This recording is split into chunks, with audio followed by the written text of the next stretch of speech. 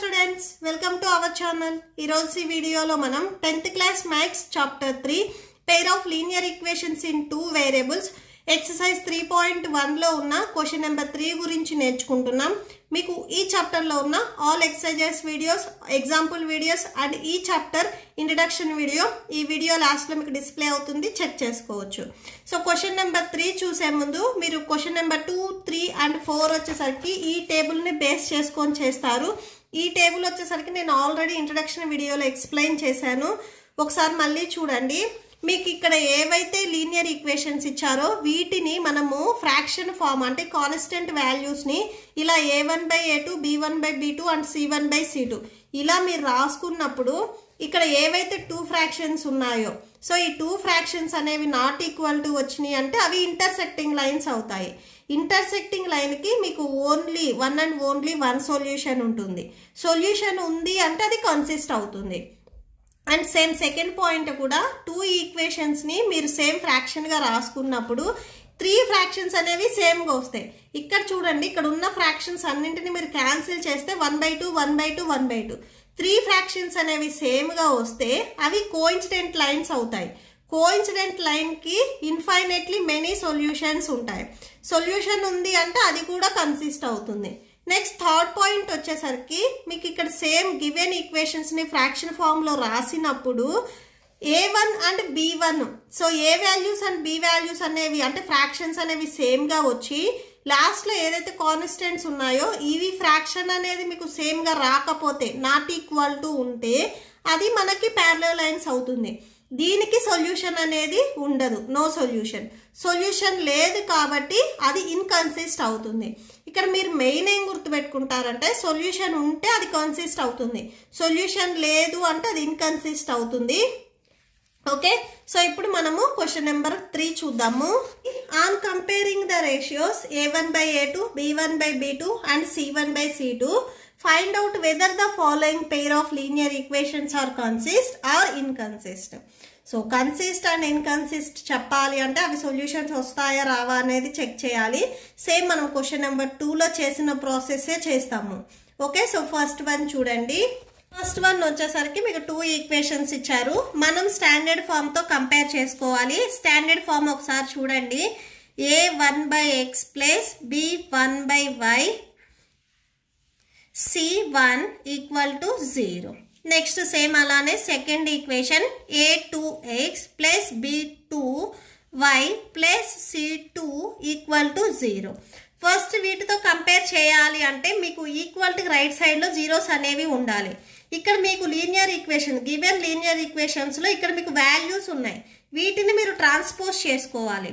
అంటే ఇక్కడ ఏదైతే ఈక్వేషన్ ఇచ్చారో దీన్ని మళ్ళీ రీరైట్ రాసుకుంటారు. 3x ప్లస్ 2y ప్లస్ 5 కదా, ఇది ట్రాన్స్పోజ్ చేసుకుంటే -5 అవుతుంది ఈక్వల్ టు 0. అండ్ సేమ్ అలానే second equation 2x minus 3y plus 7 ఉంది, ఇది ట్రాన్స్పోజ్ చేసుకుంటే -7 అవుతుంది ఈక్వల్ టు 0. సో కంపేర్ చేసుకోండి, 3x plus 2y minus 5 equal to 0. And same అలానే 2x minus 3y minus 7 equal to 0. Okay, so ఇక్కడ చూడండి, a1 value 3 and b1 value 2 c1 value -5, a2 value 2 b2 value -3 c2 value -7. So minus ఉంటే confirm గా minus కూడా మీరు రాసుకోవాలి. a1 value 3 b1 value 2 and c1 value -5. Next ఇక్కడ same a2 value 2 and b2 value -3 c2 value -7. So ఇప్పుడు fraction form లో రాసుకుంటున్నాం. a1/a2 a1 value 3 and a2 value 2 so 3/2 వస్తుంది. Next b1/b2 b1 value 2 b2 value -3. And next చూడండి c1/c2 ఇక్కడ -5 c1 value c2 value -7. So ఇక్కడ మీరు observe చేసినట్లయితే ఇక్కడ minus ఉంది కాబట్టి మైనస్ క్యాన్సిల్ అవుతుంది. So a1/a2 equal to 3/2 and b1/b2 ఈ వాల్యూ 2/-3 వచ్చింది. అండ్ C1/C2 ఈ వాల్యూ 5/7 వచ్చింది. ఇక్కడ మీకు ఫ్రాక్షన్స్ వచ్చేసరికి డిఫరెంట్గా ఉన్నాయి, సేమ్గా లేవు. ఇది 3/2 ఉంది, ఇది 2/-3 ఉంది, ఇది 5/7 ఉంది. 3 ఫ్రాక్షన్స్ వచ్చేసరికి ఇక్కడ మీకు డిఫరెంట్గా ఉన్నాయి. సో ఫ్రాక్షన్స్ మీకు డిఫరెంట్గా ఉంది అంటే అది మనకి ఇక్కడ చూడండి, ఫ్రాక్షన్స్ అనేవి మీకు A1/A2 అండ్ B1/B2 ఈక్వల్గా రాలేదు అంటే అవి ఇంటర్సెక్టింగ్ లైన్స్ అవుతాయి.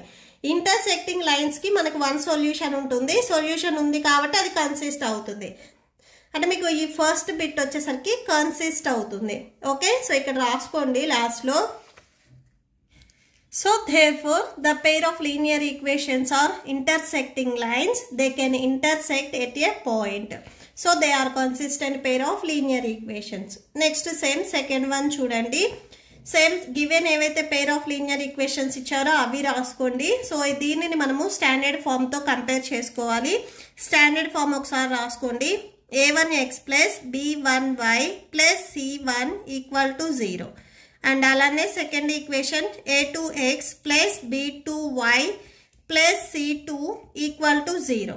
సో కంపేర్ చేయాలి అంటే మనకి కంపల్సరీ ఇక్కడ ఈక్వాలిటీకి రైట్ సైడ్లో 0 అనేది ఉండాలి. ఇక్కడ 8 and 9 నార్మల్ వాల్యూస్ ఉన్నాయి కాబట్టి వీటిని మనం ట్రాన్స్పోజ్ చేసుకుందాము.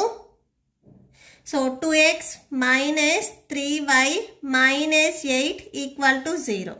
ఇక్కడ same 4x minus 6y minus 9 equal to 0.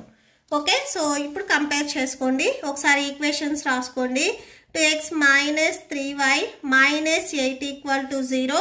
Second equation 4x minus 6y minus 9 equal to 0. Okay, so చూడండి, A1 value 2 and B1 value minus 3, C1 value minus 8, A2 value 4, B2 value minus 6, C2 value minus 9. Okay.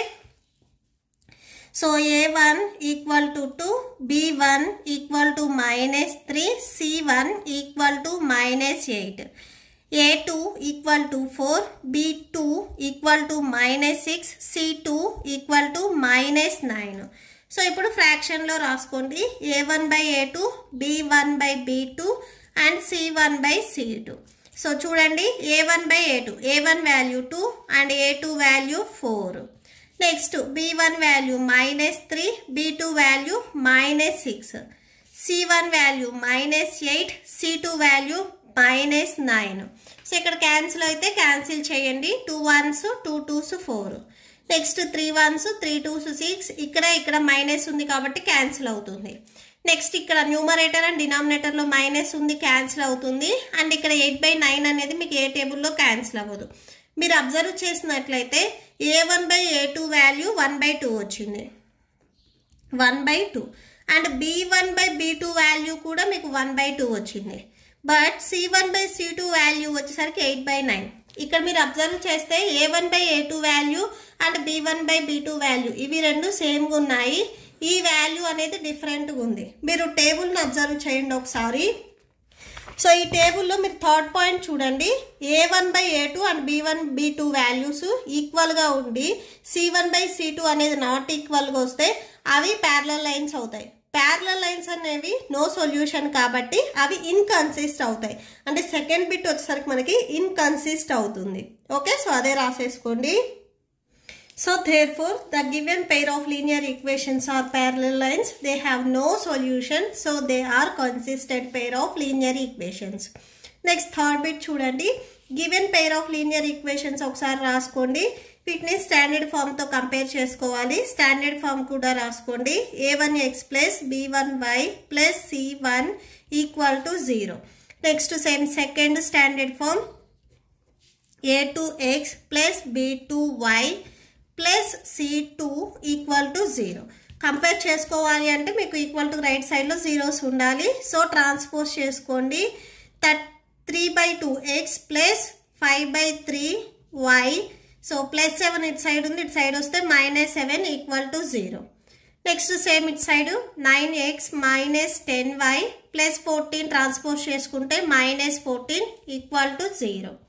So okay, ఇక్కడ compare చేసుకోండి. 3/2x plus 5/3y minus 7 equal to 0. 9x plus 9x minus 10y minus 14 equal to 0. Okay, so ఇక్కడ చూడండి a1 value 3/2, b1 value 5/3, c1 value -7, a2 value 9, b2 value -10, c2 value -14. So ఒకసారి అవి రాసేసుకోండి.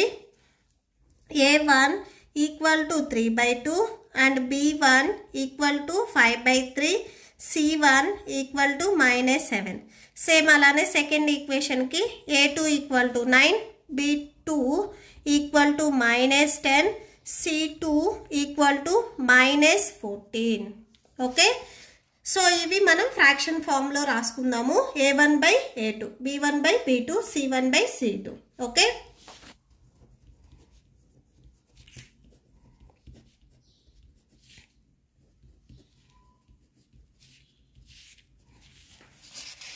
So ఒకసారి fraction చూడండి. a1 value వచ్చేసరికి 3/2, a2 value 9. So అంటే 3/2/9 వస్తుంది. Okay, so ఇది whole by 9. Next b1 value వచ్చేసరికి 5/3, b2 వాల్యూ -10, 5/3 హోల్ బై -10 వస్తుంది. Next c1 value -7, c2 value -14. So -7/-14 వస్తుంది. ఇక్కడ మీరు అబ్జర్వ్ చేసినట్లయితే ఈ 2 అండ్ 9 వచ్చేసరికి మీకు డినామినేటర్లో ఉన్నాయి. ఇవి రెండు డినామినేటర్లో ఉన్నాయి కాబట్టి మీకు మల్టిప్లై అవుతాయి. మీకు ఇది డౌట్ ఉంటే ఏం చేస్తారంటే ఇక్కడ 9కి డినామినేటర్లో ఏ వాల్యూ లేకపోతే 1 ఉన్నట్లు ఈ 9/1 మీరు ట్రాన్స్పోజ్ చేసుకుంటే 1/9 అవుతుంది. Fraction multiplication న్యూమరేటర్తో 3 1s 3, 2 9s 18. So 3/18 వస్తుంది. మీరు ఇక్కడ 3, 2 9s 18 ఇలా డినామినేటర్లో 2 వాల్యూస్ మల్టిప్లై చేసుకున్నా సేమ్ 3/18 వస్తుంది. మీరు ఇలా ఫ్రాక్షన్ రాసుకోవచ్చు. ఆ డినామినేటర్లో 2 వాల్యూస్ డైరెక్ట్ మల్టిప్లై చేసుకోవచ్చు. Okay, next same b1/b2. So 5/3 30 minus ఉంది కదా, మైనస్ c1/c2 అనేవి ఇక్కడ మీకు మైనస్ న్యూమరేటర్ అండ్ డినామినేటర్లో ఉంది, క్యాన్సిల్ అయిపోతాయి. 7 1s 7 2s 14. So a1/a2 equal to 3/18 వచ్చింది. సో దీన్ని మళ్ళీ క్యాన్సిల్ చేసేసుకోండి. 3 1s 3 6 18. b1/b2 వచ్చేసరికి ఇక్కడ సేమ్ 5 1s 5 6 30. సో అంటే 1/6 డినామినేటర్లో మైనస్ ఉంది కాబట్టి ఈ మైనస్ని మీరు న్యూమరేటర్ కైనా రాసుకోవచ్చు. నెక్స్ట్ c1/c2 క్యాన్సిల్ చేస్తే 1/2 వచ్చింది.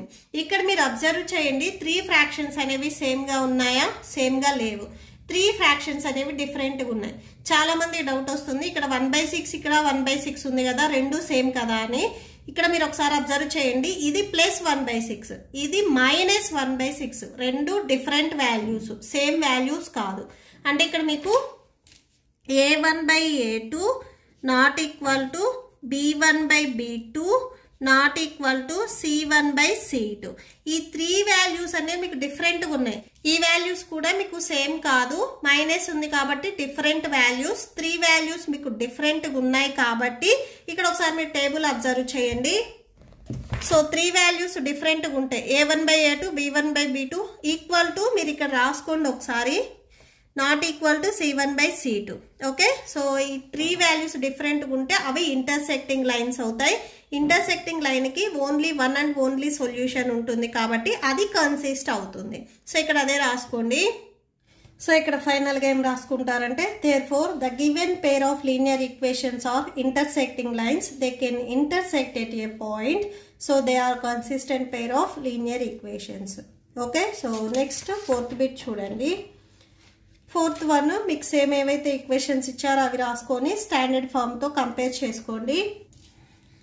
స్టాండర్డ్ ఫామ్ ఒకసారి రాసుకోండి. a1x plus b1y plus c1 equal to 0. Same second one a2x plus b2y plus c2 equal to 0. So ఇక్కడ మీకు 11 and 22 ఉన్నాయి. ఇవి కూడా మీరు ఇక్కడ ట్రాన్స్పోజ్ చేసుకోవాలి. 5x minus 3y minus 11 equal to 0. Minus 10x plus 6y -22 ఉంది కదా, ఇటు సైడ్ వస్తే +22 అవుతుంది, ఈక్వల్ టు 0. మీకు ఫార్ములాలో రైట్ సైడ్లో 0 ఉంది కాబట్టి ఇక్కడ మీకు గివెన్ ఈక్వేషన్స్లో కూడా రైట్ సైడ్ 0 ఉండేటట్టుగా మీరు ట్రాన్స్పోజ్ చేసుకోవాలి. సో ఒకసారి కంపేర్ చేయండి. 5x - 3y - 11 equal to 0, -10x + 6y + 22 equal to 0. Okay, so చూడండి, a1 value 5, b1 value -3, c1 value -11, a2 value -10, b2 value 6 and c2 value 22. So రాసేసుకోండి. a1 equal to 5, b1 equal to -3, c1 equal to -11, a2 equal to -10, b2 equal to 6, c2 equal to 22. So fraction ఫామ్లో రాసుకోండి. a1/a2, b1/b2 and c1/c2 that equal to a1 value 5 by a2 value -10. Next b1 value -3, b2 value 6, c1 value -11, c2 value 22. మీకు cancel అవుతాయి, cancel చేయండి. 5 1s 5 2s 10, 3 1s 3 2s 6, 11 1s 11 2s 22. So చూడండి, a1/a2 value 1 so డినామినేటర్లో minus ఉంది, ఇది మీరు న్యూమరేటర్లో అయినా రాసుకోవచ్చు, అంటే -1/2 వచ్చింది. నెక్స్ట్ b1/b2 వాల్యూ కూడా క్యాన్సిల్ చేసిన తర్వాత -1/2 వచ్చింది. c1/c2 కూడా ఇక్కడ సేమ్ 1/2, మైనస్ ఉంది కదా, -1/2. 3 ఫ్రాక్షన్స్ అనేవి మీకు ఈక్వల్గా వచ్చాయి. So therefore a1/a2 equal to b1/b2 equal to c1/c2. So 3 fractions ఈక్వల్గా వచ్చాయి కాబట్టి ఒకసారి టేబుల్లో చూడండి. సో 3 ఫ్రాక్షన్స్ ఈక్వల్గా వస్తే అవి మనకి కోఇన్సిడెంట్ లైన్స్ అవుతాయి.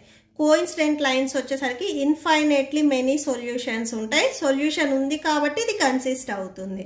సో అదే లాస్ట్లో ఒకసారి రాసుకోండి. So therefore the given pair of linear equations are coincident lines.